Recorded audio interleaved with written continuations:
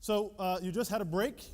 You just had a presentation. If this were a BAM circle, we would do a quick energy check. How folks doing energetically? Good? Okay, if not, just kind of give yourself a little energy shake. All right, let's get it going. You got to feel comfortable here.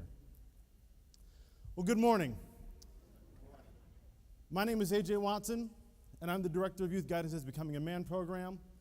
This is Anthony Ramirez-Di Vittorio, and he's the founder of the program.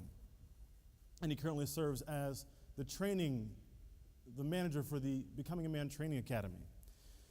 We'll talk more about what that is in just a second, but let me begin with this, which is first a thank you to the folks who've put on the forum, to AAG Mason, to Chief of Staff Theron, Attorney General Lynch, Secretary Johnson, Administrator Listenby, all of you for being here, and certainly we would be remiss if we didn't shout out our supporters back in Chicago, Mayor Emanuel, and the entire youth guidance team that really has made today possible. Yep. So you've been hearing about some numbers over the course of the past couple days. 50% reduction in violent crime arrests, or 50% students in BAM are 50% less likely to be arrested for a violent crime, and 35% less likely to be arrested for any crime. BAM participants are 19% more likely to graduate on time than those who have not participated in BAM. And a dollar invested in BAM has potential return of up to 30, if not more, dollars for every $1 invested. Results like this are incredibly exciting and humbling for us.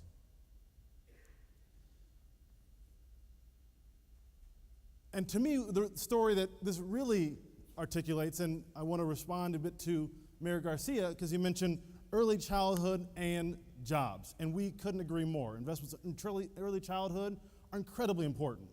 And we know that our young men in BAM are incredibly thirsty for work opportunities. But there's a piece that sometimes gets forgotten, is that these young men in grades 7 through 12 in this thing called adolescence, is that it's not too late.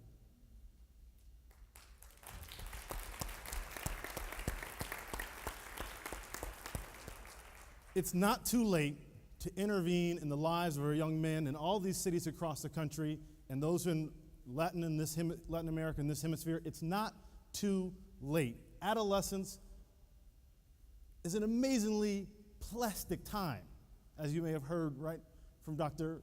Pickens yesterday around trauma. There's so much going on in our young men's lives and our young people's lives, yet we know adolescence is rich with young people trying to understand who they are and who they're going to become. They want to understand this thing called identity. And so for us, we fundamentally believe that it's important for us to meet young people right where they are. And so we deliver our work in schools, full time. Staff at Youth Guidance and Becoming a Man do not have offices downtown, right? Their offices are in the school buildings with the young people that they work with. We like to meet kids both physically where they are and emotionally where they are.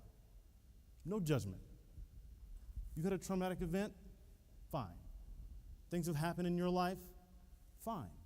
You're dealing drugs, you're in a gang, you're falling behind academically? Fine. Let's have a conversation. Let's build a relationship. And so we meet young people where they are, physically and emotionally, and we deliver a program that helps young men learn, internalize, and practice 6 core values, which I'll show you in just a second. Right? They learn the social cognitive skills they need to navigate this thing called life, right? To deal with the trauma, the things they've experienced in their neighborhoods, so that they can show up in school, make better decisions, stay on track to graduate, and fundamentally become positive, contributing young men and members of their society and community. So what are those values? Our program is based around 6 core values, and you heard these talked about earlier. Values are so important, and for us, it's everything. Integrity. I'm a man of my word. I do what I said I'm going to do. Accountability. I'm responsible for the consequence of my actions, intended or unintended. I don't blame other people for what I did. Self-determination. I overcome obstacles and pursue goals in the face of adversity. Positive anger expression. Anger is a normal emotion, just like happiness. No one talks about happiness management. Maybe they should in Cleveland right after.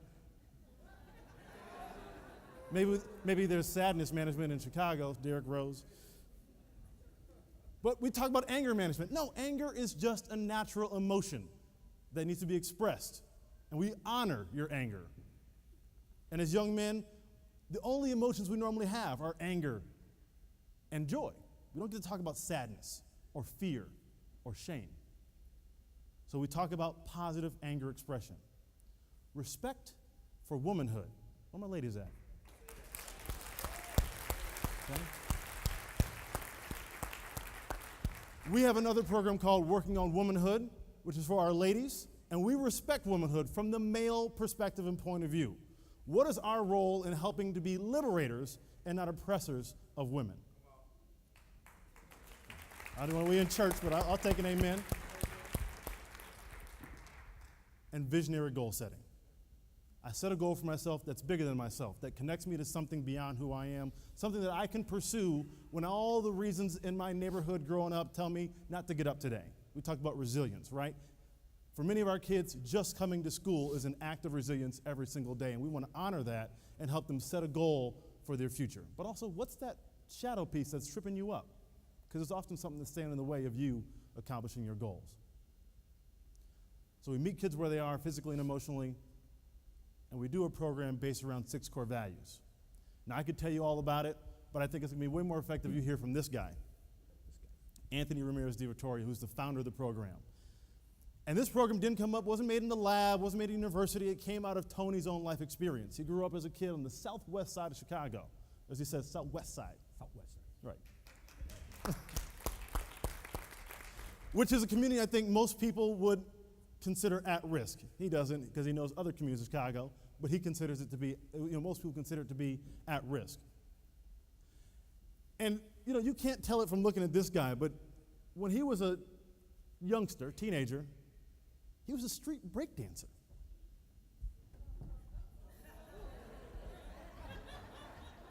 We have a workshop later, 3:30, number 12. Come check him out, all right? But he took that experience of really incredible youth engagement. Then he went and he studied psychology and counseling and became a clinician and worked for youth guidance, working with our young people. And as he became a father, he got into this thing called the men's movement and this men's rites of passage. And he combined those things together to create this program we now call BAM. And he's going to give you just a little taste of what it's like to be in a BAM program in Chicago. Tony? Thank you, AJ. Well, get me started breakdancing. I'll turn I know. this place into 1982. My name's Tony D. from Chicago Youth Guidance. And the first question, I get 3 questions all the time when people learn that I'm the founder of the program. Founded the program in 1999.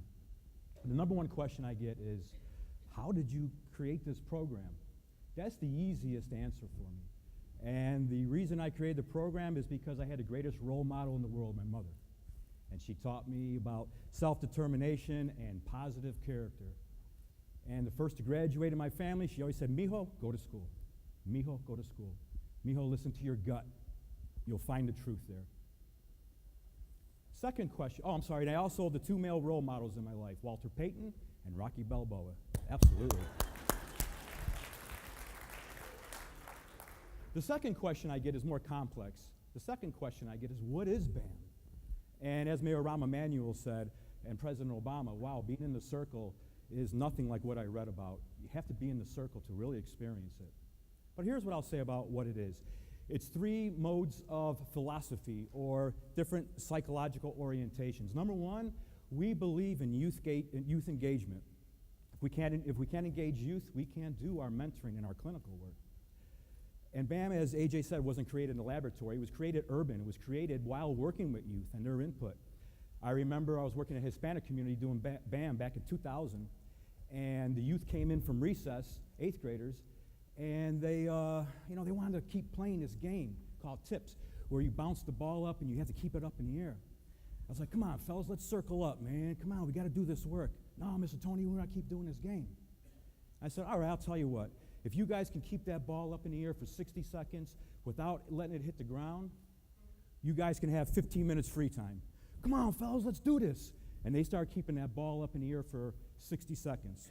And that's how one of our portables, our differentiated learning modules called Group Missions was born. It was born from the streets. It was born from the youth.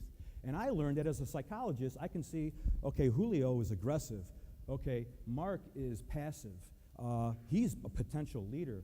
Ooh, this guy right here, I wonder what's going on with him. I could do clinical observation. And the youth were saying, man, can I come back to BAM? And we believe that fun is number one. Right? The second part that we believe in is cognitive behavioral therapy. And we believe that we have to analyze our thoughts. We have to think about our thinking. I'd like to share a brief story with you that we share with the youth that gets our youth to look at their thinking. And it's called The Traveling Salesman. You may have heard it. So once upon a time, there was this traveling salesman. He sold technology. And he decided, I'm going to work in the country. He had a great opportunity. And he went to the country, in a rural area, big city guy. And he had a great day, great networking, great business. He's driving at 10 o'clock at night. It's the middle of winter. It's a dark, rural road. And his car broke down. Went for his cell phone, no bars. Now he started to panic. He stepped outside his car and he felt how cold it was. Whew, man, it's cold. And he looked into the bare and cornfields and he said, I see a house like 4 city blocks. I'm going to go knock on their door and ask if I can use a landline. Get warm. So he starts to walk towards the house, and this is what he said to himself. Let's see, I'll call AJ, man. He owes me that favor. Maybe he'll come pick me up. Maybe I'll call my wife, my partner.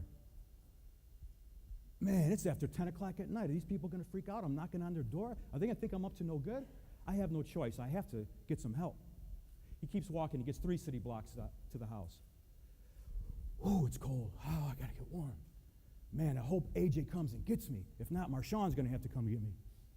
Man, are these people going to think I'm up to no good? I mean, why wouldn't they let me in? Why wouldn't they help me out? Why would they do this to me? He gets 2 blocks from the house. Man, this ain't right, man. Not going to let me in? Going to disrespect me like that? What'd I do? Gets 1 block from the house. Man, I'm pissed off, man. Disrespect me like that. You don't do that to me where I come from. He gets 15 steps from the house. Heart's beating, fists are pumped. Give these people a piece of my mind, man. Disrespect me. He pounds on the door. Bam, bam, bam. 2 minutes later, the lights pop on. An elderly man comes to the front door and he says to the traveling salesman, very calm, yes, sir, can I help you? Through the window. And the traveling salesman looks at him and goes, you know what? You keep your stupid phone.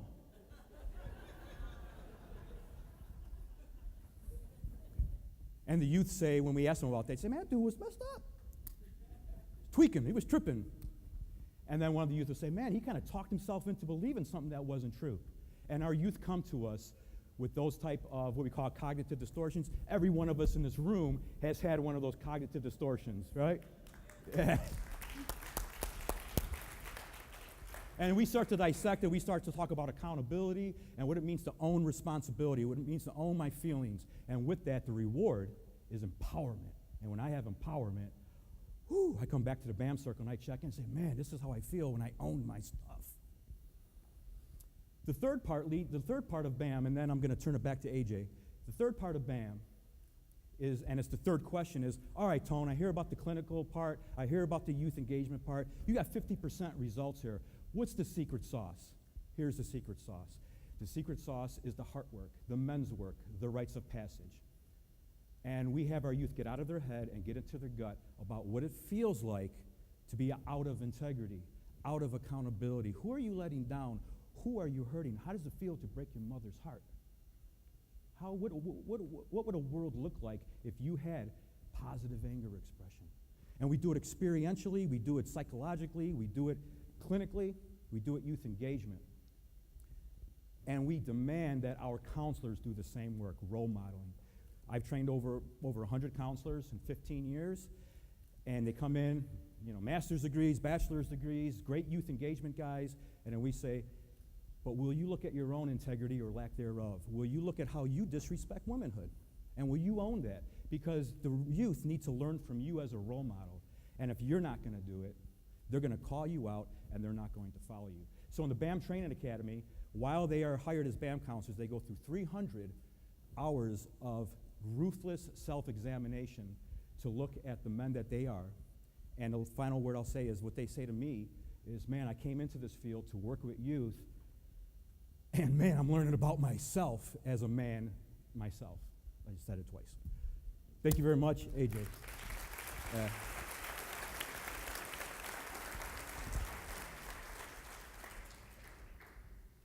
So the message I want to leave you with is simply this. Adolescence is just the right time to intervene in our young men's life. You put the right guy in the right place at the right time, these are the results you get. Thank you.